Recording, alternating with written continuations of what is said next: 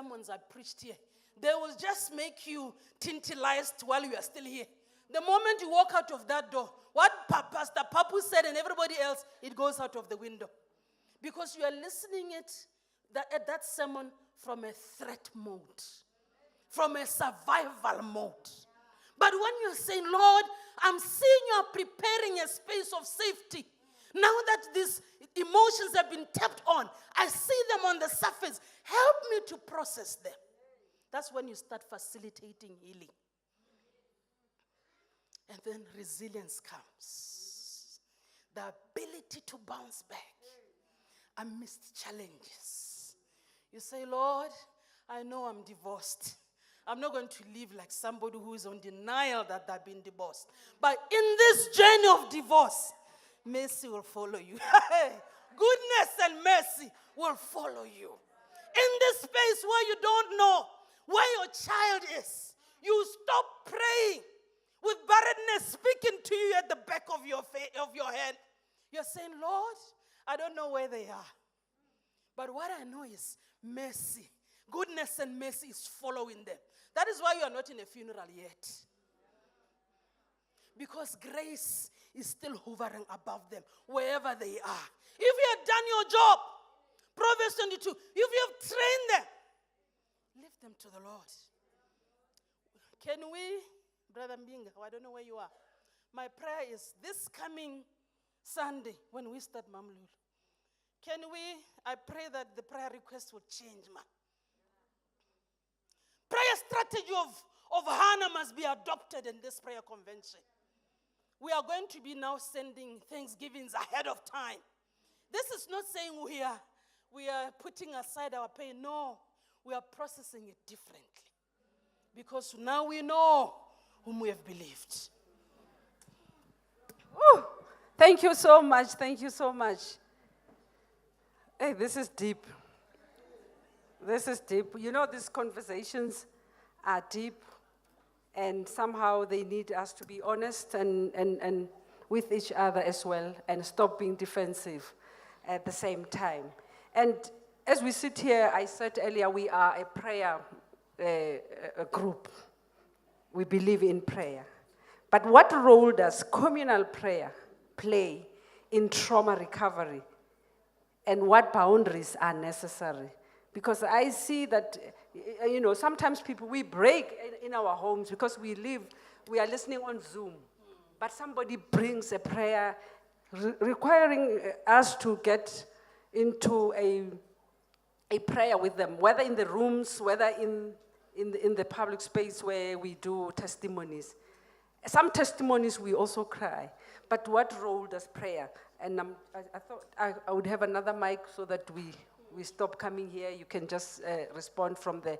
But I'm also going to I'm going to take a round of 3 questions from the floor, from what we have just heard now, while they are responding to this question, so that I can see by show of hands if someone can give them one mic to share here. Just to tell us this communal prayer that we do together as 5 a.m., what role does it play in recovery, in trauma recovery? Yes. Okay. In the other presentations, we did mention how Christ modeled prayer and the importance of human connections. If you recall, he would take the 3 and go and pray with them, especially the time when he needed that most. And from what we hear, how this group came about, the 5 a.m. prayer, was saying, let's share this burden together.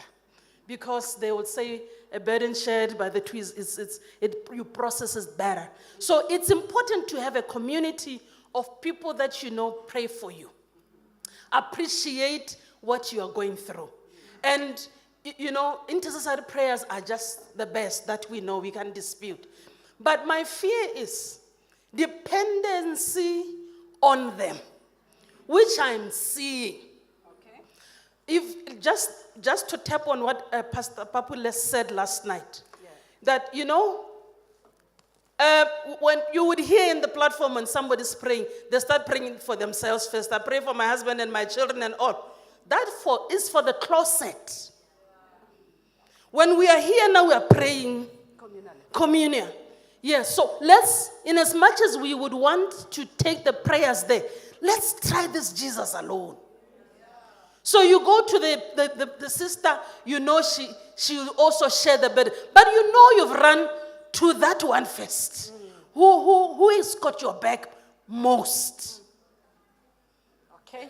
Are there any boundaries to this as well? As you weigh in, also tell us, what are the boundaries? Because she has already pointed to us that sometimes we also focus on the self when we are communally. So those boundaries, maybe touch on them as well. Well, I can start by saying we have a social brain and we are wired for community. Yes. There are times when you cannot carry yourself and we are needing friends like those of the paralytic. So there are definitely times, and like you said before, Jesus demonstrated it himself. Yes. However, what is important is that he called for help because he was self-aware. One of the biggest challenges we have is that of lack of self-awareness. We are so good on faking it, and especially maybe with us ladies, because we also used to face speech and all of that. But also a lot of our gentlemen, they cover themselves with religion, always busy up and down. You find that you want to be the elder so that you can run up and down so that you don't sit down and process. Which is why for me, whenever I see this lot of busyness around, I'm always like, there goes trauma trying to run away. Because processing requires you to sit down. So it's very important for you to call out for help. However, most of the time, David says, in my distress, I sought the Lord. Okay. But of course, two are better than one. Because it's both ends. Yeah. It is both ends. And the importance of boundaries, of course, it deals with the Poppy Act, the issues of confidentiality, safe space, protecting other people's space and names. And again, the issue of boundaries is not speaking about things you know nothing of. Because many people have been broken at the hands of people who are very forward to speak about things that they don't know anything about.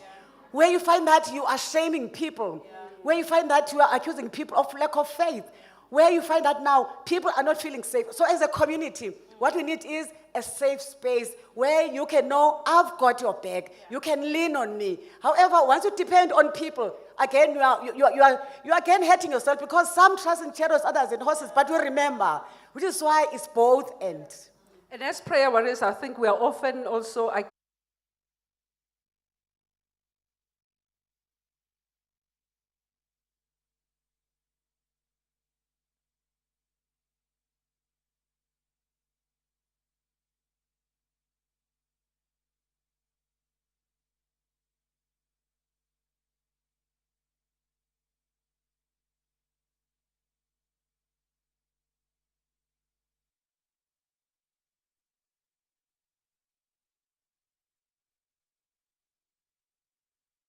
All the way from Botswana, because he had been praying with someone, but he had told the person that, you know what, I'm going to pray with you, and I have no doubt that God is going to heal you. However, with some of the things you are talking about, I do feel like you need to talk about it. Yeah. Again, what Jesus does again, he raises up Lazarus, but says, untie him. Yeah. So sometimes as a prayer warrior, you need to know your limitations. Yeah. Just like I know my limitations. When I do couples therapy, I go a certain bit, but there are times when I know that, okay, this one, it is my husband, and then I'm going to bring in my husband. So as a prayer warrior, don't overestimate yourself, because sometimes in your eagerness, you end up maybe hurting people and delaying their healing. Again, I celebrate virtual prayer ministry, because that is exactly why he gave me a whole need to speak about healing for men, because men are very evasive. Men are very territorial. Men don't want to sit down with it. They want to be running around. In the meantime, they're breaking things around. But they're not being said to me, because I said to him, it's men's man. Give me one slot to speak during air. Just give me one invitation. And he said to me, Magado, thank you very much. I'm going to give you the whole week. It's not about making a man, they're making about the whole man. Because you can be a priest and a provider and do all of that. But if you're not here and hold yourself, you break the wife, you break the children like David. And then when the things are breaking apart, you also don't know what it is. But because we are holding pain, so the virtual ministry again has been powerful in knowing we bring this one for this. If even myself as a psychologist, there are times when I don't know, and then I refer to a psychiatrist, and then I refer. So referral is very important, knowing our limitations, and referring people to the right resources. My book, for instance, that I wrote, it was born exactly out of that. Seeing pain and people not knowing what to do with the pain. So giving people resources, so our limitations, we need to know them, so that we don't hurt people. When my mother was not crying at a funeral, she was giving a speech when we were burying her own son. The whole church was celebrating her. And they were even using as an example. Be like, when she was burying her own son, she was the strongest, she was the one comforting, not knowing that she was crazy in denial and numb. And that is how cancer got into her. And now when the boat was broken, she went back to something that happened 15 years ago and started as Upumanda. Mama, we buried Manda, Upumanda, because in her spiritual mind, Umanda never died. Thank you. Now, let me see by show of hands how many of us have questions before I wrap up. Pastor Rambi is here. Pastor Rambi is here. And without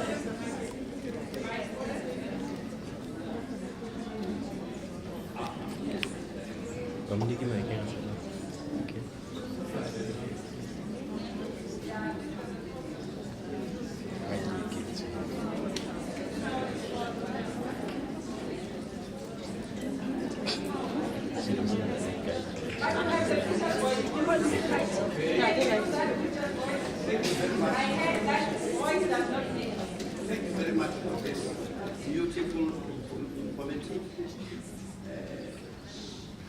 presentation by professionals.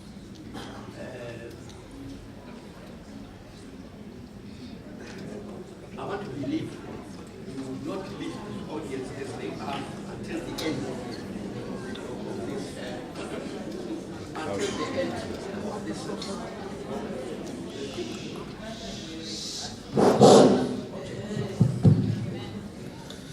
Mine is an appeal. This is so powerful space that you find yourselves in as professionals. And I am saying, did it dawn on your mind? Because you can be able to see situation and behavior of people to make sure that you do a challenge. I realize that you form groups, Luna, as presenters, with a certain group at that corner. Because of this constraint of time, I am saying, I'm sorry, would you be in a position to make sure that you get your client here, right from here, and be able to share almost everyone here can become your client. Everyone. So, all right. All right, I am very grateful for you guys. The second one is, are you willing to share some papers in a written form? If you do, you're doing a good job. Let us not go home without this material. Some people, some professionals would say, this is my academic work. I cannot just share with anyone. But you are vulnerable, you have got to share it. Thank you very much, Muruti. There's another hand.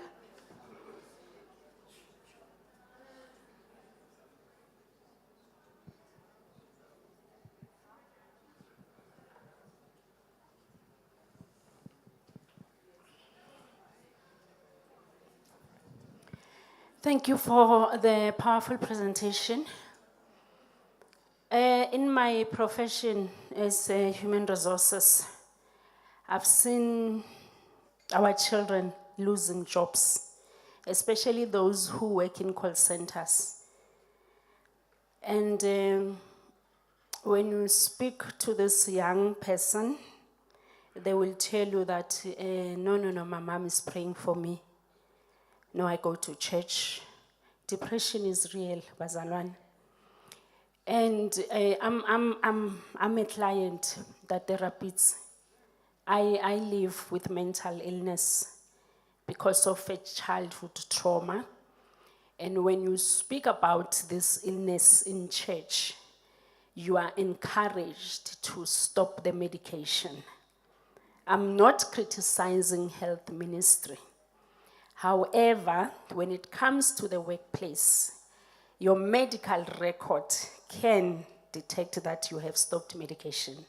That is when we let go, we dismiss you. Because there is a benefit, your Provident Fund has a disability benefit that you must benefit, go and heal, deal with your issues. However, because you are in denial, you want to be in the workplace. So I have relapsed twice in my profession. I lost jobs, good jobs, and I am still recovering. It is not an easy journey. So to our mothers who are prayer warriors, if I say I live with depression, don't keep on reminding me that, hey, when you are owning this thing of yours, you are owning this disease, we will pray God will let you leave these tablets, leave these things. And it is hurting. And I'm grateful for this platform because my dosage has now been reduced. I am able to deal with things that I would just tackle them head on. You know, as a Zulu woman, bamba manch. But I learned to handle things professionally, spiritually. And it's so good to be a prayer warrior because you pray for your condition and you also pray for others. And a lot is going on in our church. You know, when you've got a condition, it's easy for you to see somebody. Get professional help. It does assist.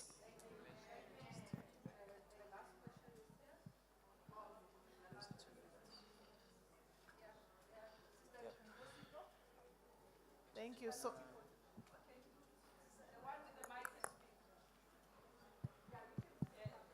Thank you so much for the discussion. I really appreciate it.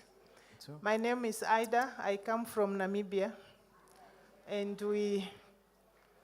we are seeing what is being discussed here, mental health. I think if you go on research, you see that Namibia is one of the countries high in suicide.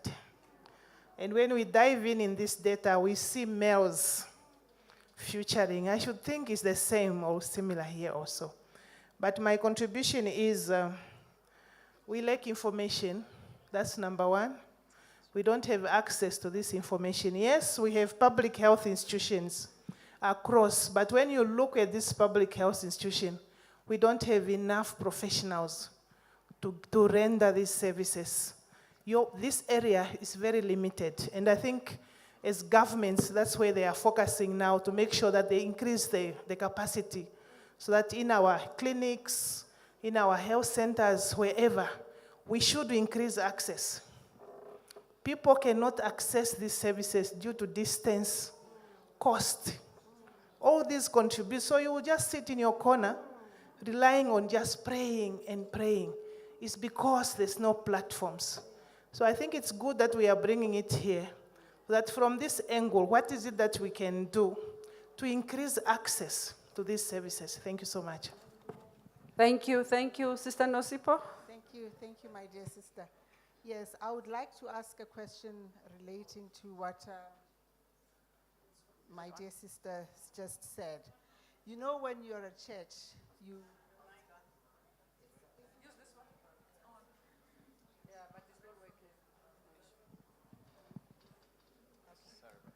Okay, thank you.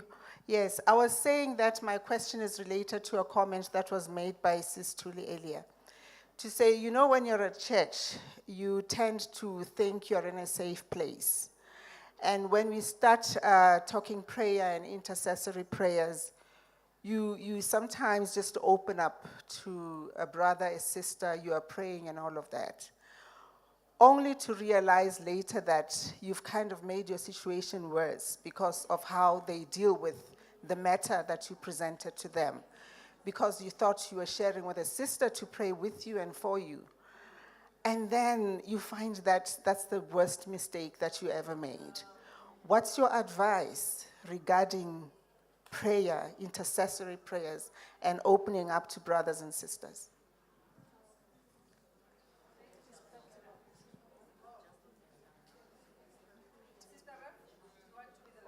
One, two.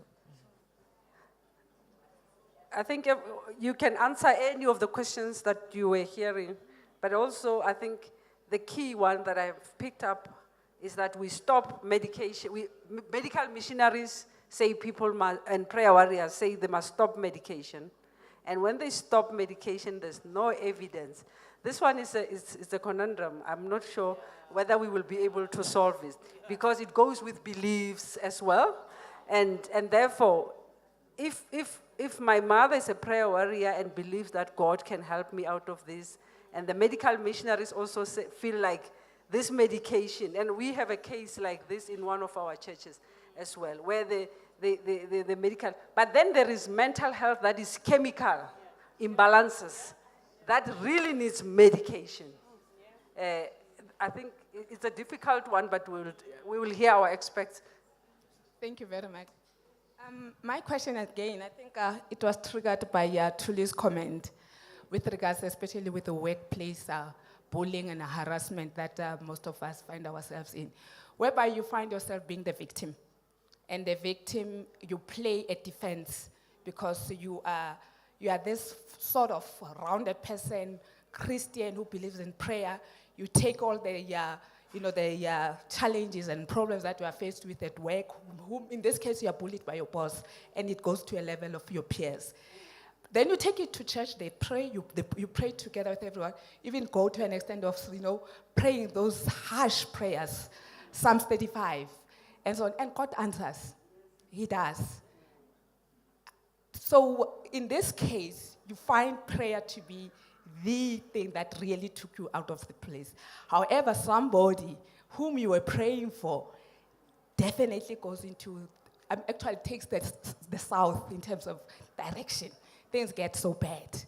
And now you also now come back and feeling guilt.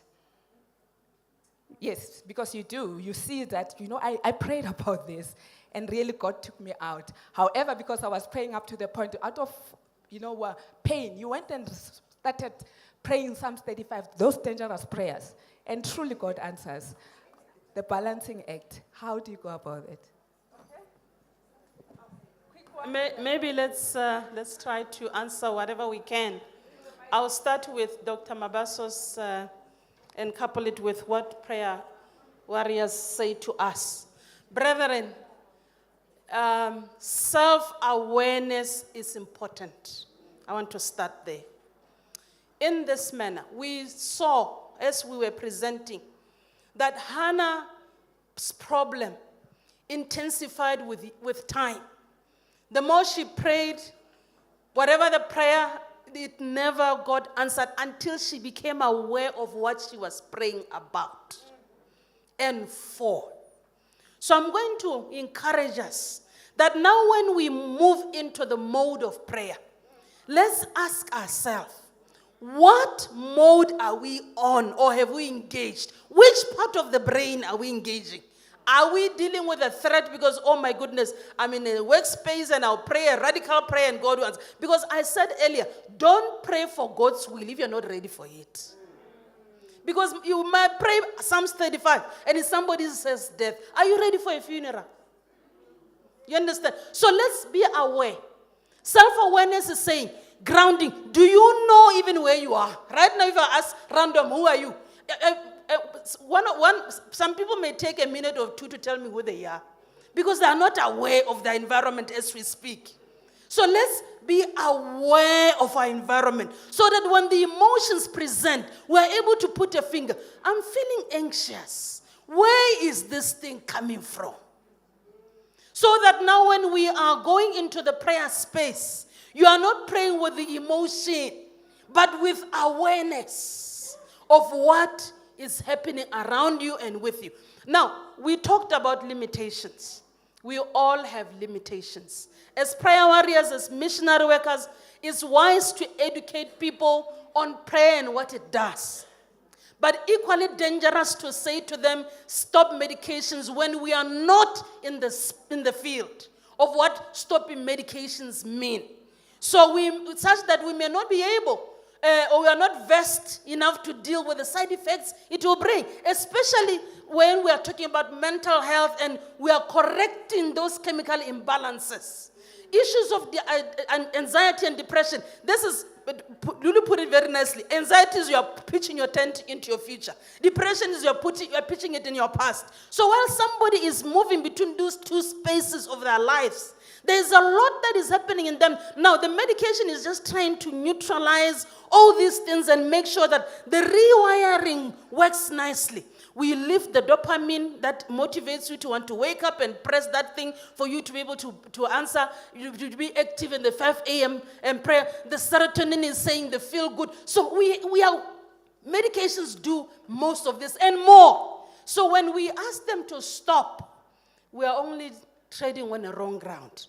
We will stop when the doctor says no. We are reducing. I'm happy the sister says, doctor says now because now you are active. You have regulated your vagus nerve. It's able to be activated by prayer.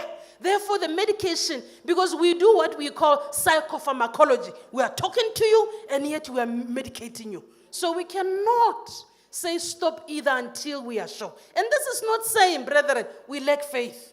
No, we are being real. Because in our world, we deal with real things.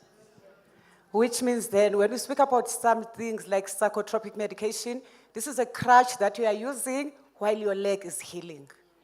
So you should never be shamed for using a crutch while your body is still healing.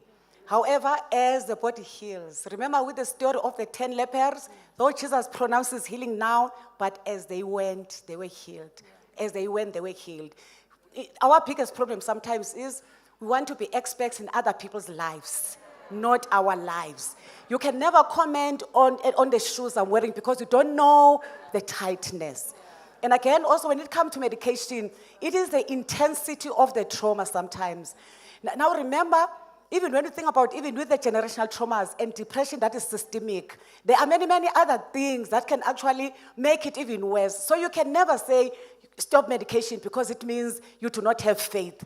God, like all of us know here, I myself, when I was pregnant, my firstborn, because of the shape of my uterus or the tightness of my bones, I was in labor for more than 24 hours and yet my uterus was not dilating.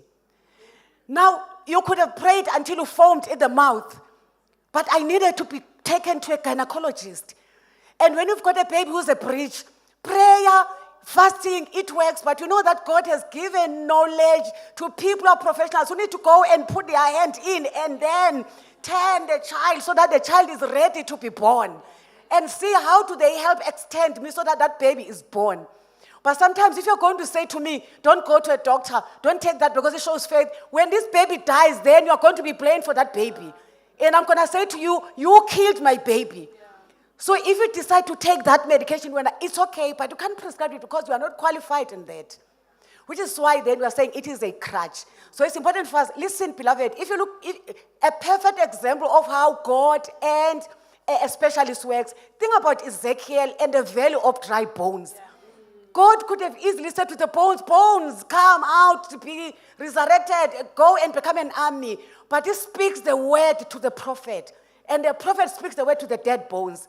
We look at ourselves as exactly that. We receive the word from God, and then we speak the word. But it is still God. Remember that work out your salvation with fear and trembling, knowing that it is God who works in you. So as you are working out, but you know who is working in.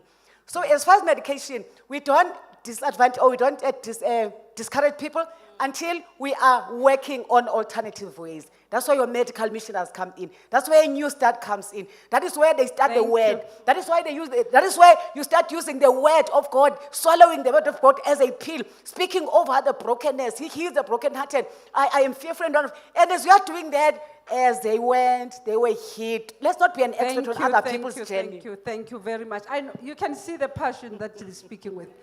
We can go on and on. So during the dinner, let's network. Let's talk to them. Some of your questions that have not been answered, they are here for dinner as well. So let's just meet them.